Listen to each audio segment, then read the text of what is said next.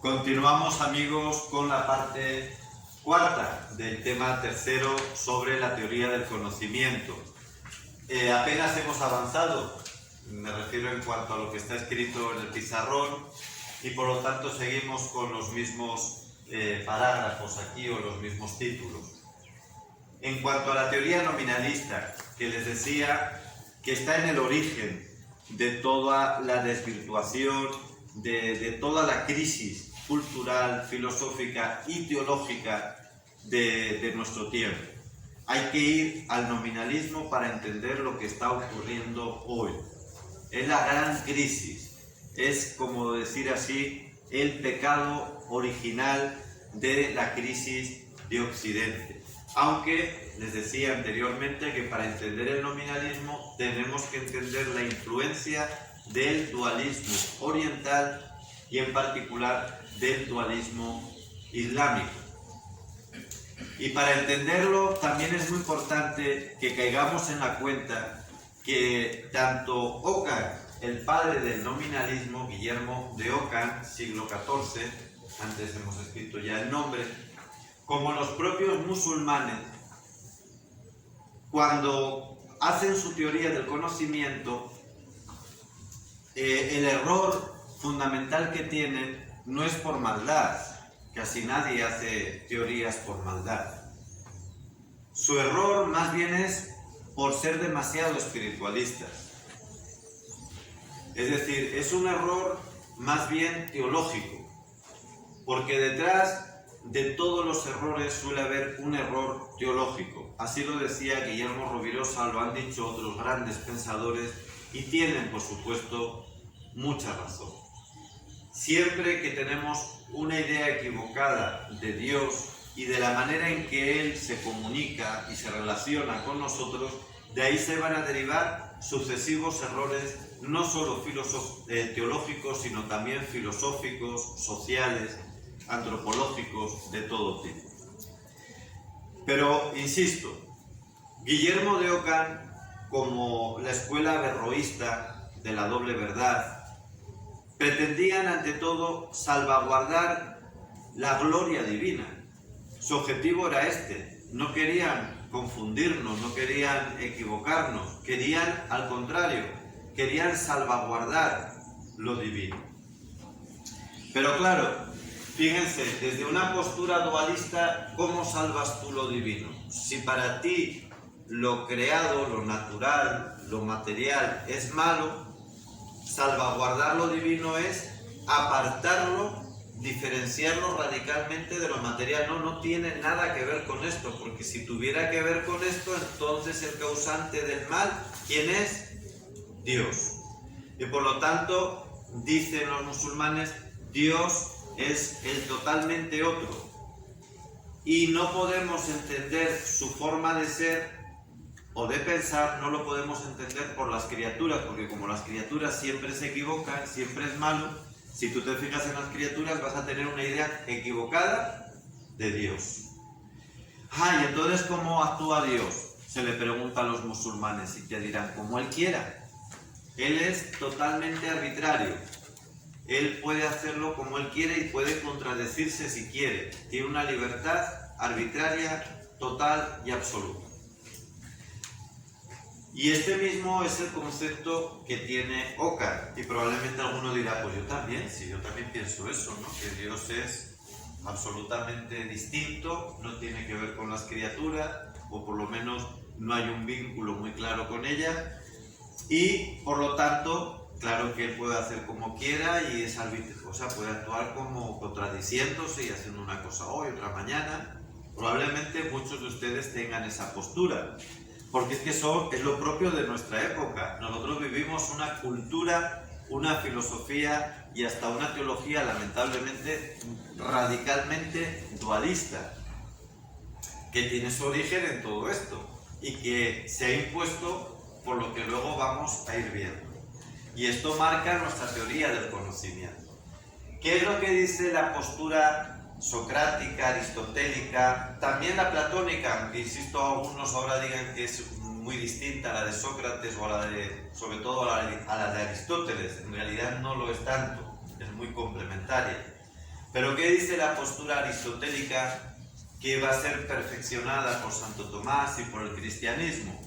Pues que Dios, en cuanto autor del ser, lo ha hecho a su imagen y semejanza.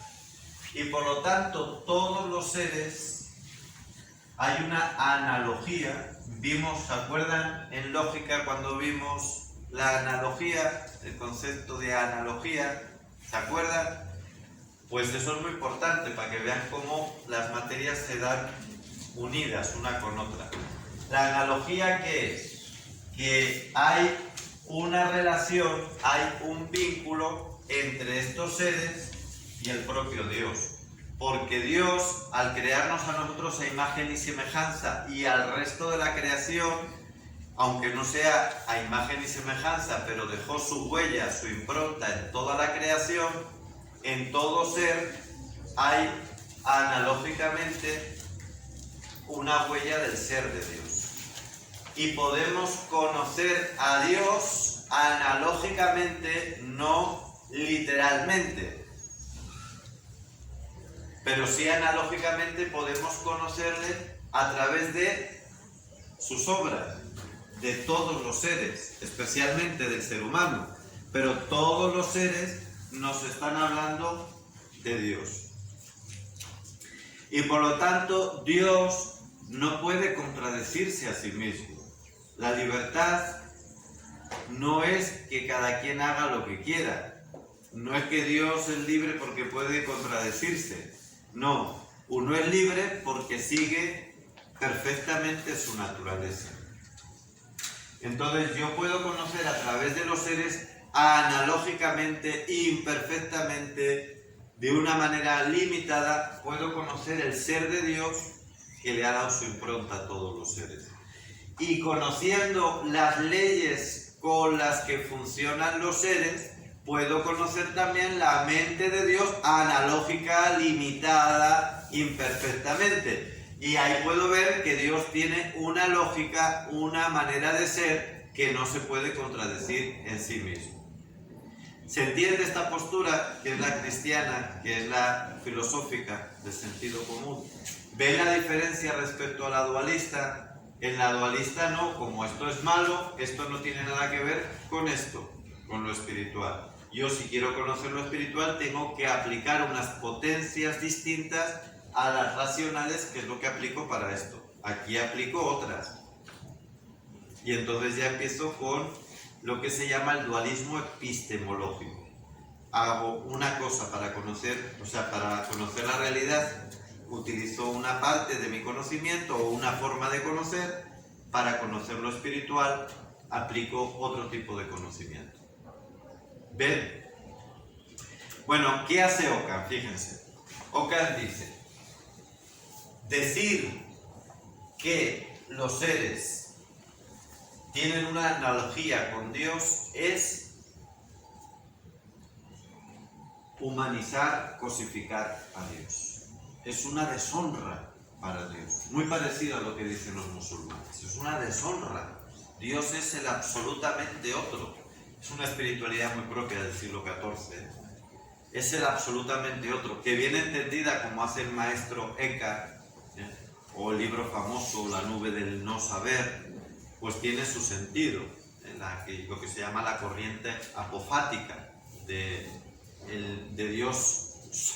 Sabemos más lo que no es que lo que es. En el sentido de místico tiene un sentido válido, pero cuidado cuando se aplica literalmente a la filosofía y a la teología. Es un error terrible que a Ockham le llevó a esto, le llevó a decir no hay vínculo entre el ser de Dios y los seres. Por eso, y ahora vamos a la teoría del conocimiento, ¿qué dice Ockham? ¿Qué conozco yo en realidad? Conozco seres individuales. Conozco el marcador, conozco la computadora, conozco la imagen, la libreta, el mantel, pero no tengo de esas imágenes, de esos seres, individuales, no tengo ideas, no tengo conceptos abstractos, que serían lo que nosotros llamamos el ser de las cosas, la esencia de las cosas. De eso no tengo. Yo solo conozco cosas individuales, pero no tengo ideas de las cosas. Ah, pero ¿y entonces por qué las llamas, a todo lo llamas boli, a todo le llamas imagen? Eso significa que hay algo común. Eso es un nombre que convencionalmente le hemos dado. Y por eso se llama la teoría nominalista. Es el nombre que hemos decidido darle, pero no porque tengan una esencia común. Y no tienen una esencia común porque no provienen, o sea, no puedo atribuir, aunque sabe Ockham perfectamente, lógicamente afirma que Dios las ha creado todas las cosas, por supuesto, no cometió ninguna herejía en sí, es un error filosófico que llevó a errores teológicos, pero Ockham decía, como no podemos buscar ninguna esencia común de las cosas porque no hay un ser, no hay un vínculo, mejor dicho, con el ser, no hay vínculo con el ser, entonces no hay esencias comunes, por lo tanto no hay ideas comunes. Lo único que hay es, ¿qué hay? Nombre. Y esto, amigos, que parece así, pues una teoría cualquiera, es, como les digo, el pecado de origen de toda la filosofía y toda la teología desde el siglo XIV hasta ahora. Llevamos 6 siglos donde esto ha ido increciendo, aumentando.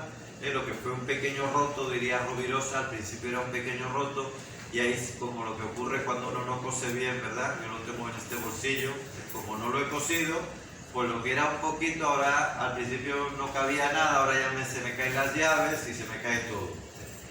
Pues esto es lo que ha pasado con el nominalismo, que parecía una teoría que pretendía defender la supremacía de Dios, la gloria de Dios, y al romper el vínculo de Dios y del ser, en definitiva, con los seres, rompe la posibilidad de crear conceptos, la posibilidad de crear realidades abstractas, metafísicas, y por lo tanto nos deja el conocimiento solamente en los fenómenos, en las cosas aisladas.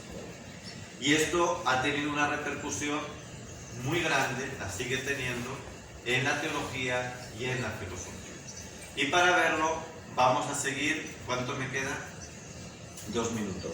Vamos a verlo cómo influyó en el mundo protestante y cómo desde el mundo protestante ha tenido influencia en la modernidad y desde la modernidad, por supuesto, en nuestra época. Pero eso lo vamos a ver en la parte 5.